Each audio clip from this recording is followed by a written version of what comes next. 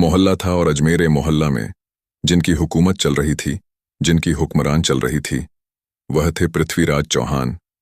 जब ख्वाजा गरीब नवाज हिंदुस्तान में आने के बाद जब उन्होंने 3 की दावत लोगों को देना शुरू की, तो इस बात की भनक बादशाह को लगी। बादशाह ने ख्वाजा गरीब नवाज को अजमेर से निकालने का फैसला कर लिया। पहले तो जहां ख्वाजा गरीब नवाज बैठते थे, उस जगह पर ख्वाजा गरीब नवाज बैठते थे। उस जगह पर ख्वाजा गरीब नवाज के बैठने की जगह पर बादशाह के ऊंट बैठते थे। उसका वाकया जब बादशाह के सैनिकों ने उन्हें यानी ख्वाजा गरीब नवाज को जबरन वहां से उठने पर मजबूर किया, तो ख्वाजा गरीब नवाज ने कह दिया कि ठीक है, चलते हैं, हम यहां से बैठे हैं, राजा के ऊंट और बैठे ही रहेंगे कनोई। बहरहाल दोस्तों, ख्वाजा गरीब नवाज तो वहां से निकल देले, लेकिन जब उठ बैठे तो फिर वह उठ बैठे ही रह गए, जमीन आप में चिपका लिया हो। जब ख्वाजा गरीब नवाज रहमतुल्लाही अलह अजमेर मोहल्ला में पहुंचे, उनका मुकाबला रामदेव से हुआ। लेकिन जब रामदेव खुद ख्वाजा गरीब नवाज में आ गया और कलमा पढ़कर मुसलमान बन गया, तो पृथ्वीराज चौहान के अंदर और खलबली तारीख हो गई। पृथ्वीराज चौहान ये सोचने लगा कि इस बाबा को तो हमने जिन्नात से भी भिंड दिया, लेकिन शीना भी उनको हरा नहीं पाए, मेरे सैनिक भी उन्हें हरा नहीं पाए, पागल हाथी भी उनका कुछ नहीं बिगाड़ पाया। मुझे तो यह लगता है कि यह बहुत बड़ा जादूगर है और जादू को जादू से ही हराया जा सकता है। बहरहाल उसने वक्त के सबसे बड़े जादूगर, जिसको दुनिया जमाना जयपाल जोगी के नाम से जानती थी, राजा जयपाल जोगी को बुलाता है।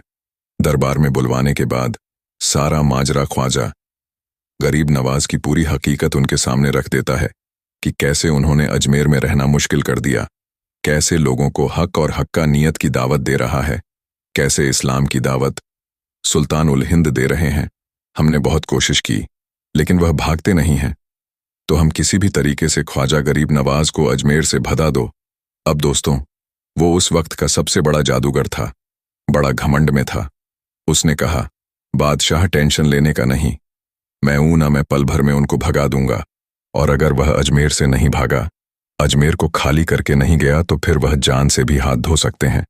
बहरहाल जयपाल जोगी ख्वाजा गरीब नवाज से भिड़ने के लिए चला जाता है। नॉइस साथ में लगभग 2500 छोटे छोटे जादूगरों को भी लेकर जाता है।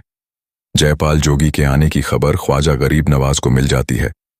मुरीदों में थोड़ा सा डर भी था कि जयपाल जोगी वक्त का सबसे बड़ा जादूगर था। सुल्तान उल हिंद ख्वाजा गरीब नवाज को बताया जाता है कि हुजूर, आज आपसे मुकाबला करने के लिए जयपाल आ रहा है। वह जयपाल जिसके जादू का कोई काट नहीं कर सकता है, वह जयपाल जो आज तक किसी से हारा नहीं, जिससे भिंडा है, वह बर्बाद हो गया, निस्त नाबूद हो गया। ख्वाजा गरीब नवाज के सामने जयपाल की बातें रखी जा जाती हैं।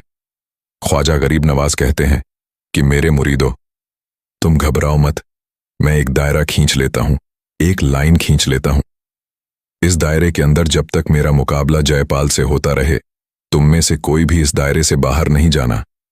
बहरहाल ख्वाजा गरीब नवाज ने एक लाइन खींचकर एक लकीर खींच दी। सारे मुरीद उसके अंदर आ गए। अब जयपाल आता है, ख्वाजा गरीब नवाज को धमका है। उसके बाद ख्वाजा गरीब नवाज उनसे डरते नहीं है। दोस्त, सोचने का है कि जो अल्लाह से डरने वाला हो, वह भला किसी जादूगर से क्या डर सकता है। ख्वाजा गरीब नवाज के ऊपर जयपाल की किस अपने चेले छपा से कहता है कि इन पर फिजा में जादू करो और उनके ऊपर सांप की बारिश कर दो। दोस्तों, उसके बाद जोगी ने ऐसा जादू किया कि आसमान से सांप बरसने लगे। जी हां दोस्तों, आसमान से अजमेर मोहल्ला की धरती में सांप बरसने लगे।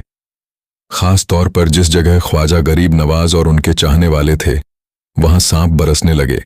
लेकिन ख्वाजा का करिश्मा देखें दोस्तों, ख्वाजा की करामत देखें।